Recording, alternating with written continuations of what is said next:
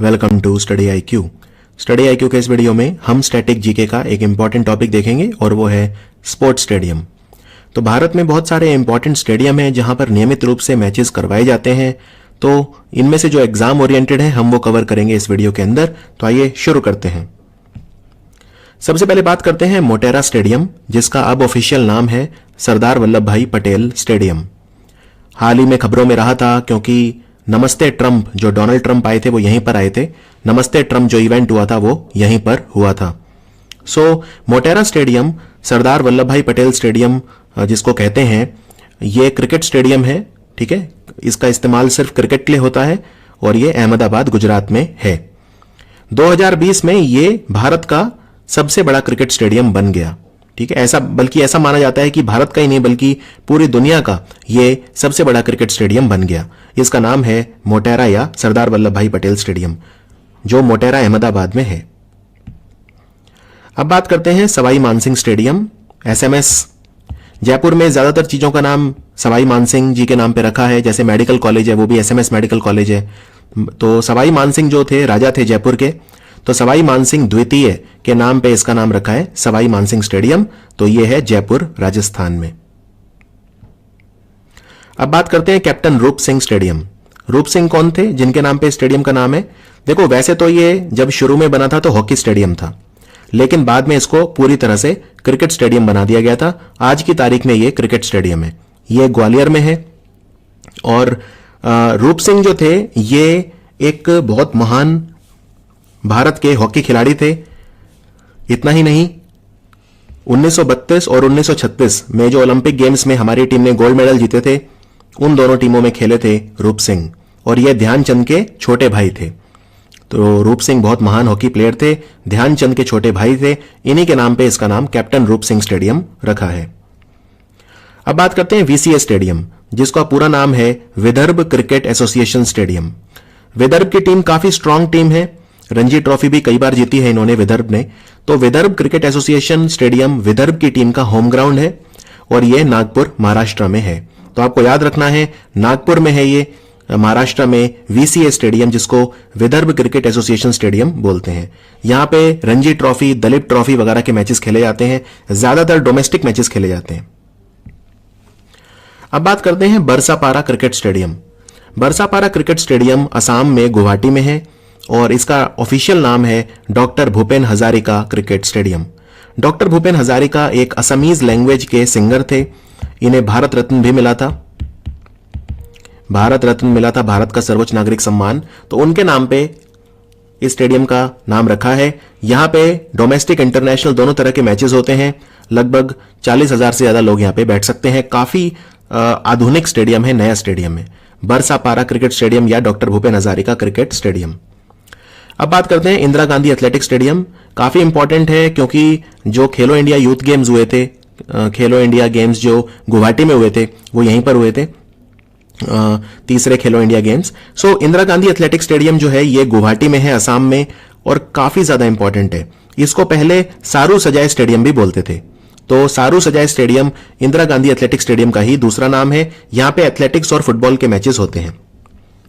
अब बात करते हैं मोइनुल हक स्टेडियम। मोइनुल हक स्टेडियम जो है ये पटना में है, बिहार में है, और क्रिकेट और फुटबॉल के लिए यूज होता है। बिहार का सबसे पॉपुलर स्टेडियम है ये। बिहार की जो रणजी टीम है उसका होम ग्राउंड भी है ये। बिहार क्रिकेट एसोसिएशन इसको मेंटेन करता है और इसका नाम मोइनुल हक के नाम पे रखा है। मोइनुल हक कौन थे? मोइनुल हक एक बहुत महान भारतीय टीम के कोच थे, जिन्होंने काफी कंट्रीब्यूट किया भारत में, ना सिर्फ खेलों में बल्कि शिक्षा के क्षेत्र में भी। और भारत में जो ओलंपिक मूवमेंट हुआ था उसको मजबूती दी मोइनुल हक ने। तो उनके नाम पे इसका नाम मोइनुल हक स्टेडियम है। यह है पटना, बिहार में। फिर बिहार में ही पटना में कंकड़ बाग स्टेडियम, जिसको पाटलिपुत्र स्टेडियम बोलते हैं। एक्चुअली ये एक स्पोर्ट्स कॉम्प्लेक्स है पूरा, जिसको पाटलिपुत्र स्पोर्ट्स कॉम्प्लेक्स बोलते हैं। तो यहां पे बहुत सारे इंडोर आउटडोर हर तरह के स्टेडियम है। आउटडोर मतलब होता है जो ओपन होता है, ठीक है। इंडोर होता है जो ऊपर से बंद होता है।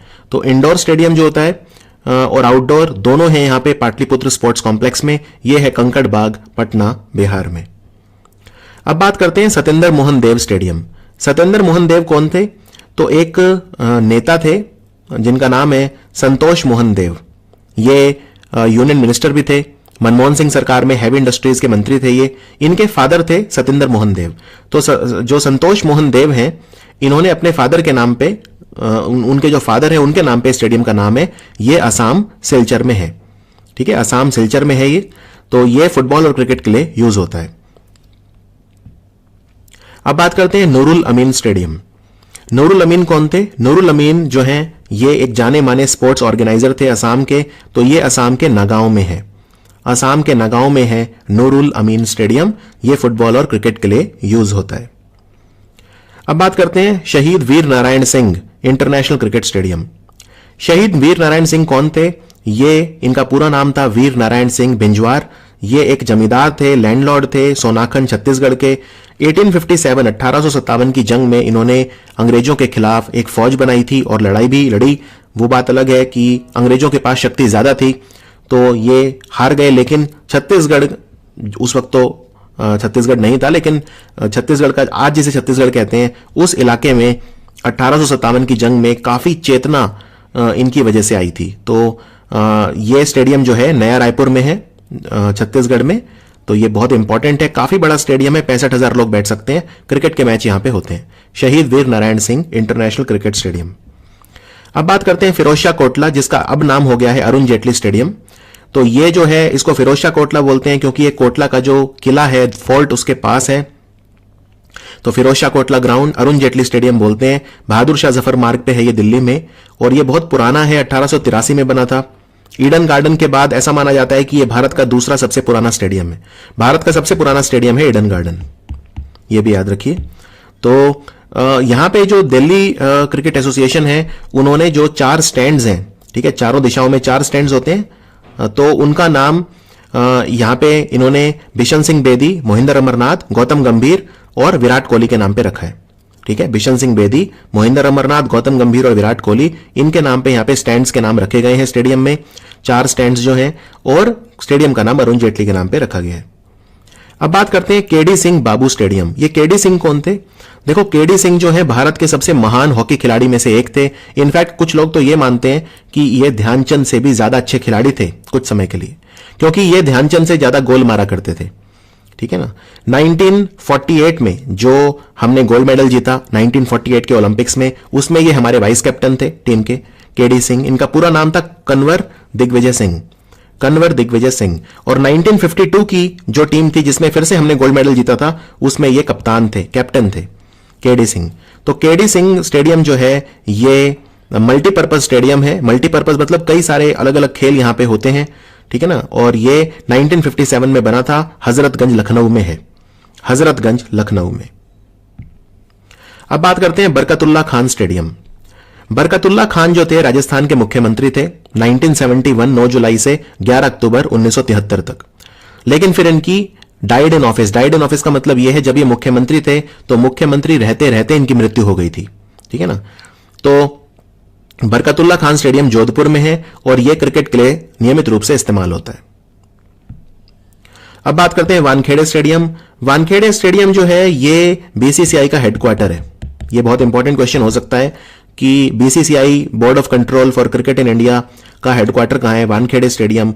और कौन भूल सकता है वानखेड़े स्टेडियम में जब महेंद्र सिंह धोनी ने वो छक्का लगा के जो श्रीलंका के खिलाफ 2011 का क्रिकेट वर्ल्ड कप हमें जितवाया था, तो वो भी वानखेड़े स्टेडियम में मैच हुआ था। यानी कि 2011 क्रिकेट वर्ल्ड कप का फाइनल कहां हुआ था? वो वानखेड़े में हुआ था।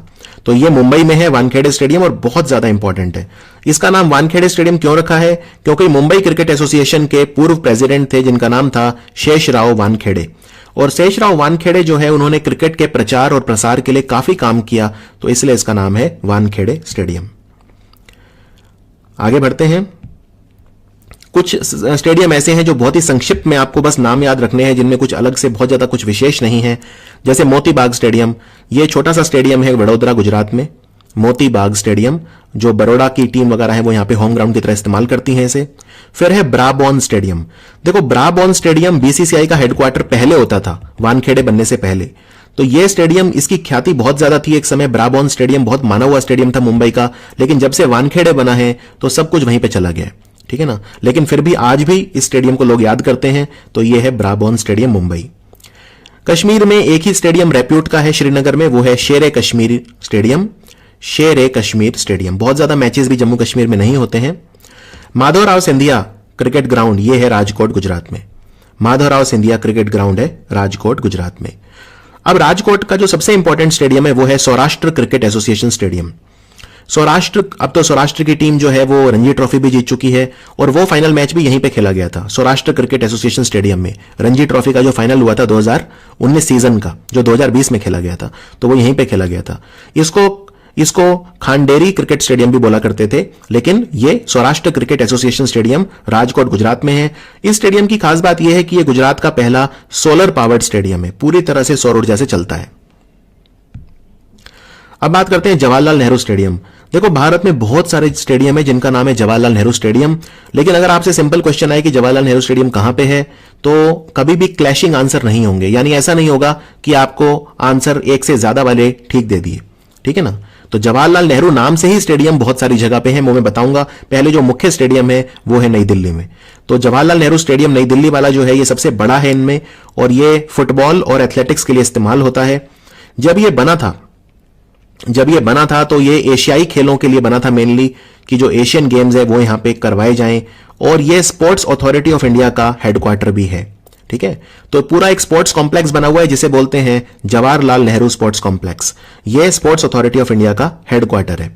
तो ये 1982 के जो एशियन गेम्स हुए थे वहां, वो भी यहां पर हुए थे। इसका नाम जवाहरलाल नेहरू जी के नाम पे रखा है, जो भारत के पहले प्रधानमंत्री थे। तो ये है जवाहरलाल नेहरू स्टेडियम दिल्ली।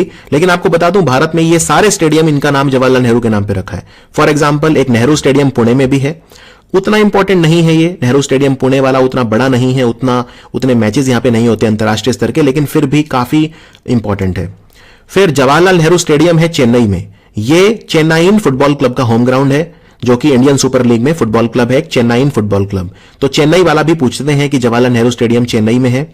फिर एक जवाहरलाल नेहरू स्टेडियम है कोची केरला में, जो कि केरला ब्लास्टर्स फुटबॉल क्लब का होम ग्राउंड है। इतना ही नहीं, केरला क्रिकेट टीम का होम ग्राउंड भी यही है। काफी बड़ा स्टेडियम है जवाहरलाल नेहरू स्टेडियम कोची। एक जवाहरलाल नेहरू स्टेडियम इंदौर में भी है, और यहां पे एक बुत बना हुआ है सीके नायडू का। सीके नायडू भारतीय टेस्ट के पहले कैप्टन थे। टेस्ट क्रिकेट की जब शुरुआत हुई तो उसके पहले कप्तान थे भारत के सीके नायडू। उनकी मूर्ति यहां पे लगी हुई है क्योंकि सीके नायडू इंदौर से थे। तो नेहरू स्टेडियम जो है इंदौर में है। अब तो खैर ये इस्तेमाल नहीं होता क्योंकि होलकर स्टेडियम या जो दूसरे स्टेडियम है वो यूज होते हैं, लेकिन ये आप याद रख सकते हैं। एक नेहरू स्टेडियम गुवाहाटी में है। ये काफी इंपॉर्टेंट है क्योंकि काफी एक्टिव है ये स्टेडियम, काफी आज भी यूज होता है, एथलेटिक्स के लिए यूज होता है और बाकी खेलों के लिए यूज होता है। तो नेहरू स्टेडियम गुवाहाटी में भी है। और गोवा में एक स्टेडियम है फटोरडा स्टेडियम। एग्जाम में वैसे फटोरडा स्टेडियम ही आता है, लेकिन ऑफिशियली इसका नाम भी जवाहरलाल नेहरू स्टेडियम है, और ये गोवा के मारगांव में है। तो बस आपको फटोरडा के नाम से याद रखिए, फटोरडा स्टेडियम मारगांव गोवा में है, और इसका नाम जवाहरलाल नेहरू जी के नाम पे रखा हुआ है। तो आप देख सकते हैं कि भारत में कितने सारे स्टेडियम है जिनका नाम जवाहरलाल नेहरू जी के नाम पे है। अब हम बात करते हैं Rajiv Gandhi international cricket stadium. Rajiv Gandhi, आपने हवाई अड्डा भी सुना होगा जो हैदराबाद में है, तो ये भी क्रिकेट स्टेडियम भी हैदराबाद में। ये मुख्य क्रिकेट स्टेडियम है। इसको उप्पल स्टेडियम भी बोलते हैं क्योंकि उप्पल एक जगह का नाम है हैदराबाद में जहां पे ये है। ये हैदराबाद क्रिकेट एसोसिएशन का होम ग्राउंड भी है। यहां पे एक स्टैंड है जो वीवीएस लक्ष्मण के नाम पे रखा हुआ है। और 2017 का आईपीएल का फाइनल और 2019 का आईपीएल का फाइनल यहीं पे खेला गया था। काफी नियमित रूप से मैचेस होते हैं यहां पे Rajiv Gandhi international cricket stadium Hyderabad. आगे बढ़ते हैं एम चिन्नास्वामी स्टेडियम। देखो, एम चिन्नास्वामी स्टेडियम बहुत नियमित रूप से मैचेस होते हैं यहां पे, चाहे वो टेस्ट हो, चाहे वनडे हो, चाहे T20 हो। तो बेंगलोर में है ये, कर्नाटका में। और ये रॉयल चैलेंजर्स बेंगलोर, जो कि आईपीएल की टीम है, RCB Bangalore, royal Challengers Bangalore, उसका होम ग्राउंड है, ठीक है। और इसका नाम हमने मिस्टर मंगलम चिन्नास्वामी के नाम पे रखा हुआ है, जिन्होंने इस स्टेडियम को बनाने के लिए जमीन दान दी थी, ठीक है। और ये कर्नाटका स्टेट क्रिकेट एसोसिएशन के बोर्ड मेंबर भी रहे थे और बीसीसीआई के प्रेसिडेंट भी थे, एम चिन्नास्वामी। तो एम चिन्नास्वामी स्टेडियम जो है बेंगलोर में है। इसके अलावा कुछ और स्टेडियम बताता हूं जो बहुत ही संक्षिप्त में आपको पढ़ने हैं। जैसे एक एकाना क्रिकेट स्टेडियम है लखनऊ में। अब इसका नाम अटल बिहारी वाजपेयी जी के नाम पे रखा गया है। तो अब इस स्टेडियम का पूरा नाम हो गया है भारत रत्न श्री अटल बिहारी वाजपेयी एकाना क्रिकेट स्टेडियम। इसको एकाना इसलिए बोलते थे क्योंकि एकाना एक कंपनी है जिन्होंने एकाना स्पोर्ट्स कॉम्प्लेक्स बनाया था। तो अटल बिहारी वाजपेयी एकाना क्रिकेट स्टेडियम। फिर है इंदिरा प्रियदर्शिनी स्टेडियम। इंदिरा प्रियदर्शनी स्टेडियम जो है ये विशाखापट्टनम में है, आंध्र प्रदेश में। यह भी मुख्यतः क्रिकेट के लिए इस्तेमाल होता है। फिर सबसे इंपॉर्टेंट स्टेडियम जो है आंध्र प्रदेश का वो है एसीए वीडीसीए स्टेडियम। ये सबसे बड़ा और सबसे इंपॉर्टेंट है, ठीक है। बहुत सारे मैचेस यहां पे होते हैं। एसीए वीडीसीए क्रिकेट स्टेडियम, अब इसका नाम हो गया है वाईएसआर, यानी YS Rajasekhara Reddy YSR ACA VDCA stadium. तो ये मल्टीपर्पज स्टेडियम है विशाखापट्टनम, आंध्रा में। फिर एक है कीनन स्टेडियम। कीनन स्टेडियम जो है जमशेदपुर में है। इसका नाम कीनन स्टेडियम रखा है एक व्यक्ति के नाम पे जिनका नाम था जॉन लॉरेंस कीनन। ये टाटा स्टील कंपनी के जनरल मैनेजर थे। आप जानते हैं जमशेदपुर में टाटा प्लांट है, टिस्को है, तो ये बहुत इंपॉर्टेंट शहर है टाटा नगर। इसका नाम ही जमशेदजी टाटा के नाम पे जमशेदपुर रखा था। तो ये काफी इंपॉर्टेंट स्टेडियम है कीनन स्टेडियम जमशेदपुर में। अब बात करते हैं होलकर स्टेडियम। इस पे नियमित रूप से मैचेस होते हैं। होलकर स्टेडियम में इंदौर में है। तो होलकर वंश था, होलकर डायनेस्टी थी, मराठास थे जिन्होंने राज किया काफी ज्यादा इंदौर के ऊपर। तो पहले इसको महारानी उषा राजे ट्रस्ट क्रिकेट ग्राउंड बोलते थे, लेकिन अब इसे बोलते हैं होलकर क्रिकेट स्टेडियम। तो इंदौर में ज्यादातर चीजें होलकर के नाम पे ही हैं, जैसे वहां का जो हवाई अड्डा है उसका नाम भी देवी अहिल्याबाई होलकर हवाई अड्डा है। तो होलकर क्रिकेट स्टेडियम जो है वो इंदौर में है। फिर कुछ छोटे स्टेडियम हैं जो उतने डिटेल में आपको नहीं जाना है, जैसे फरीदाबाद में है हरियाणा में नाहर सिंह स्टेडियम। नाहर सिंह जो थे 1857 की जंग में लड़े थे, एक राजा थे बल्लमगढ़ के, जो फरीदाबाद के बिल्कुल पास है। बल्लमगढ़ वहां के राजा हुआ करते थे, प्रिंसली स्टेट के राजा थे नाहर सिंह। अंग्रेजों के खिलाफ इन्होंने आवाज उठाई, तो इनके नाम पे स्टेडियम का नाम है नाहर सिंह स्टेडियम।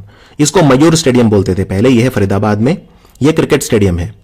फिर एक रिलायंस स्टेडियम है वडोदरा में, रिलायंस स्टेडियम वडोदरा गुजरात में। एमसीए स्टेडियम बहुत इंपॉर्टेंट है, महाराष्ट्र क्रिकेट एसोसिएशन स्टेडियम, इसको एमसीए स्टेडियम के नाम से ही सब बुलाते हैं। एमसीए स्टेडियम पुणे में है। फिर लाल बहादुर शास्त्री स्टेडियम, इसको पहले फतेह मैदान बोलते थे, फतेह मैदान। ये फुटबॉल और क्रिकेट का स्टेडियम हैदराबाद में है, लाल बहादुर शास्त्री स्टेडियम। लाल बहादुर शास्त्री आप जानते हैं भारत के दूसरे प्रधानमंत्री थे। फिर राजीव गांधी क्रिकेट स्टेडियम, एक तो मैंने आपको बताया था हैदराबाद में है, राइट, और एक देहरादून में भी है इस नाम से। इनफैक्ट उत्तराखंड में एक ही स्टेडियम बड़ा है फेमस, जहां पे वास्तव में मैचेस होते हैं, वो यही है, Rajiv Gandhi international cricket stadium Dehradun. फिर एक आईएस बिंद्रा स्टेडियम है मोहाली में। आईएस बिंद्रा जो है इन्होंने भी काफी अपना योगदान दिया। ये बीसीसीआई के काफी इंपॉर्टेंट पोजीशंस पे रहे और स्पोर्ट्स ऑर्गेनाइजर थे, बहुत फेमस। तो जिसे हम बोलते हैं मोहाली ग्राउंड, जहां पे ज्यादातर मैचेस पंजाब में कहां होते हैं, मोहाली स्टेडियम में होते हैं। पंजाब में 99 या 100% मैच एक ही जगह पे होते हैं और वो है मोहाली क्रिकेट ग्राउंड। तो वो यही है, Punjab cricket association IS Bindra stadium, ठीक है, इसको मोहाली ग्राउंड ही बोलते हैं। फिर जम्मू में एक है मौलाना आजाद स्टेडियम, छोटा स्टेडियम है, उतना इंपॉर्टेंट नहीं है मौलाना आजाद स्टेडियम जम्मू, बस आप नाम याद रख सकते हैं। झारखंड में जो सबसे इंपॉर्टेंट है वो है जेएससीए इंटरनेशनल स्टेडियम, जो कि रांची में है, जेएससीए इंटरनेशनल स्टेडियम, और महेंद्र सिंह धोनी का नाम यहां से जुड़ा हुआ है, तो काफी इंपॉर्टेंट हो सकता है। इंदिरा गांधी स्टेडियम, इंदिरा गांधी स्टेडियम विजयवाड़ा में है, ठीक है। इंदिरा गांधी स्टेडियम जो है, एक मैंने आपको इंदिरा प्रियदर्शनी बताया था, वो अलग है, और इंदिरा गांधी अलग है। इंदिरा गांधी स्टेडियम विजयवाड़ा आंध्र प्रदेश में है। एक अब गांधी स्टेडियम दो हैं, एक तो है गांधी स्टेडियम जलंधर में, जिसको बिशन सिंह बेदी स्टेडियम भी बोलते हैं। बिशन सिंह बेदी बहुत ही महान स्पिन बॉलर थे भारत के। और एक है गांधी स्पोर्ट्स कॉम्प्लेक्स, जो कि अमृतसर में है, ठीक है। तो Gandhi sports complex ground Amritsar में है और एक गांधी स्टेडियम जो है वो जलंधर में है। अब बात करते हैं यूपी का सबसे इंपॉर्टेंट स्टेडियम कानपुर में है, ग्रीन पार्क बोलते हैं इसे। ग्रीन पार्क क्यों बोलते हैं, क्योंकि एक महिला थी, अंग्रेजों का जब भारत पे राज था, तो एक ब्रिटिश लेडी थी जिसका नाम था मैडम ग्रीन। वो यहां पे घुड़सवारी के लिए आया करती थी, तो उन्हीं के नाम पे इसका नाम ग्रीन पार्क है। मैडम ग्रीन यहां पे आया करती थी। इनफैक्ट भारत का जो 500वां टेस्ट मैच भारत ने खेला था अपना, वो यहीं पे खेला था। ग्रीन पार्क में बहुत ही नियमित रूप से मैचेस होते हैं, काफी बड़ा स्टेडियम है। और इस स्टेडियम को वुलमर स्टफ भी बोलते हैं, क्योंकि बॉब वुलमर जो महान कोच थे, अब तो दिवंगत हैं, नहीं रहे, लेकिन बॉब वुलमर का जन्म हुआ था मैक रॉबर्ट हॉस्पिटल में, जो कि इस स्टेडियम के बिल्कुल सामने एक हॉस्पिटल है जिसको बोलते हैं मैक रॉबर्ट हॉस्पिटल। वहां पे जन्म हुआ था बॉब वुलमर का, तो इसे वुलमर स्टफ भी बोलते हैं।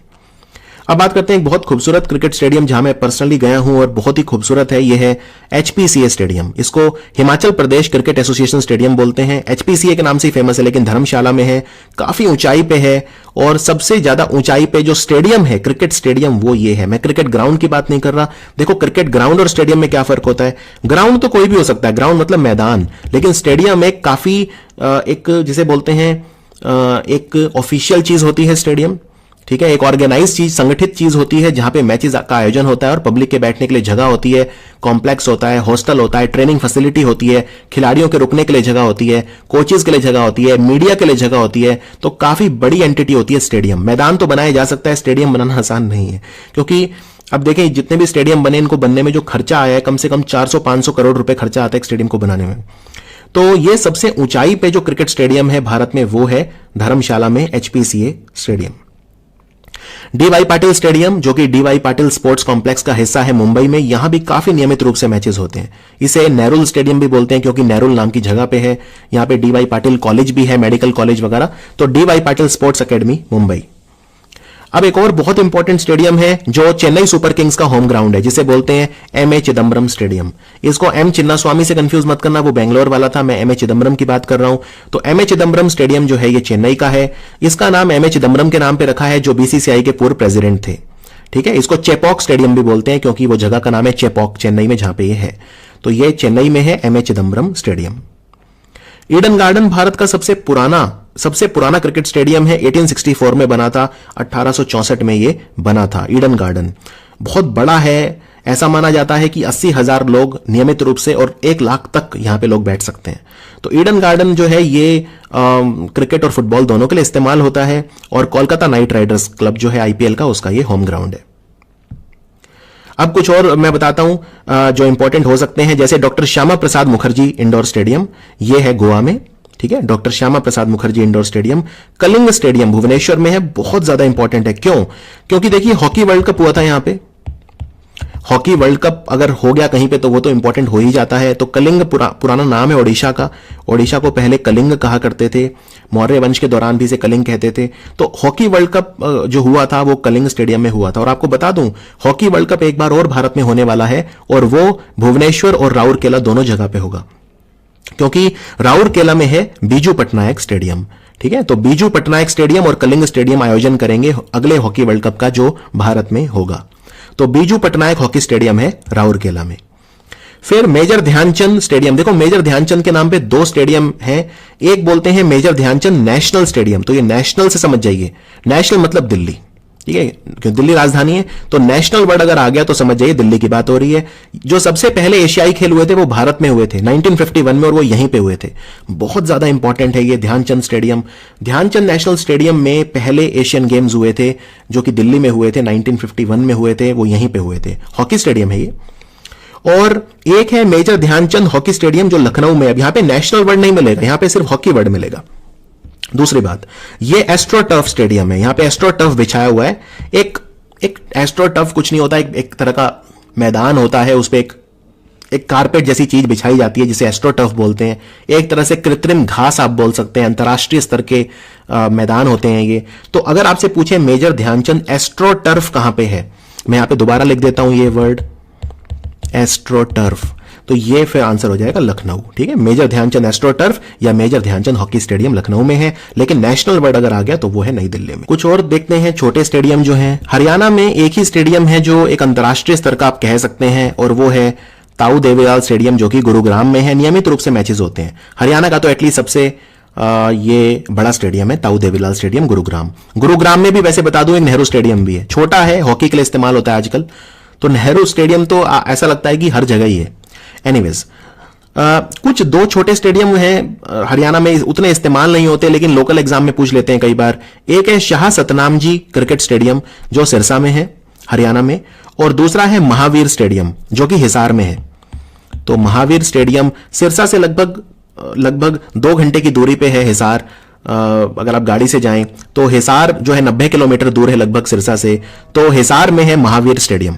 यहां पे उतने मैचेस नहीं होते हैं, अब उतने अंतर्राष्ट्रीय स्तर के नहीं रहे अब ये स्टेडियम, लेकिन ताऊ देवीलाल स्टेडियम एक अंतर्राष्ट्रीय स्तर का है। फिर बिरसा मुंडा जी के नाम पे कई सारे स्टेडियम है रांची में, जैसे Birsa Munda athletic stadium, Birsa Munda football stadium, Birsa Munda hockey stadium, ये स्पोर्ट्स कॉम्प्लेक्स वगैरह सब हैं, ये सब रांची में है। बिरसा मुंडा वैसे भी आप जानते हैं इनका जन्म झारखंड में हुआ था, और इन्हीं का बर्थडे 15 नवंबर झारखंड का स्थापना दिवस भी होता है। फिर दिलीप टर्की हॉकी स्टेडियम है राउरकेला में। दिलीप टर्की भारतीय हॉकी टीम के कप्तान थे, अब तो राजनीति में है ये। दिलीप टर्की सांसद है राज्यसभा के बीजू जनता दल पार्टी से। तो दिलीप टर्की के नाम पे ओडिशा की सरकार ने हॉकी स्टेडियम बनवा दिया था राउरकेला में। डॉक्टर भीमराव अंबेडकर स्टेडियम दिल्ली में है, काफी पॉपुलर है, फुटबॉल स्टेडियम है। हालांकि अंतर्राष्ट्रीय मैचेस नहीं होते हैं कोई भी, लेकिन काफी इंपॉर्टेंट हो सकता है। तालकटोरा स्टेडियम है दिल्ली में, ज्यादातर इंडोर के लिए यूज होता है तालकटोरा स्टेडियम। कॉन्सर्ट्स वगैरह भी काफी होते हैं यहाँ पे। गच्ची बावली बैडमिंटन के लिए ज्यादा इस्तेमाल होता है, बाकी कई सारे और भी खेल होते हैं यहाँ पे। हैदराबाद में है, बहुत इंपॉर्टेंट एग्जाम के लिए गच्ची बावली। और फाइनली बुध इंटरनेशनल सर्किट। बुध इंटरनेशनल सर्किट फॉर्मूला 1 की जो गाड़ियों की रेस होती है उसके लिए भारत में एक ही विश्व स्तरीय सर्किट है, वो है ग्रेटर नोएडा में, यूपी में, बुध इंटरनेशनल सर्किट। तो ये था कंप्लीट कवरेज हमारा स्पोर्ट्स स्टेडियम का। ये वीडियो काफी इंपॉर्टेंट हो सकता है क्योंकि मैंने देखा है कि एक ना एक क्रिकेट ग्राउंड तो स्टेट पीसीएस, एसएससी, बैंक वगैरह जो भी एग्जाम है, एक स्पोर्ट्स स्टेडियम तो पूछ ही लेते हैं। और इसको देखने के बाद आपको वैसे भी काफी अच्छा लगेगा क्योंकि आप भी जानना चाहते होंगे कि भारत में सबसे उत्कृष्ट, सबसे अच्छे स्टेडियम कौन से हैं जहां पे अंतर्राष्ट्रीय स्तर के मैचेस होते हैं। तो आई होप ये वीडियो आपको पसंद आया होगा। स्टैटिक जीके का एक और वीडियो था ये। मिलते हैं बहुत जल्दी अगले वीडियो में। अगले वीडियो में मैं कवर करूंगा कि भारत में जो समाधि स्थल हैं इंपॉर्टेंट वो कौन कौन से हैं। तो देखते रहिए study IQ static GK. Thank you so much.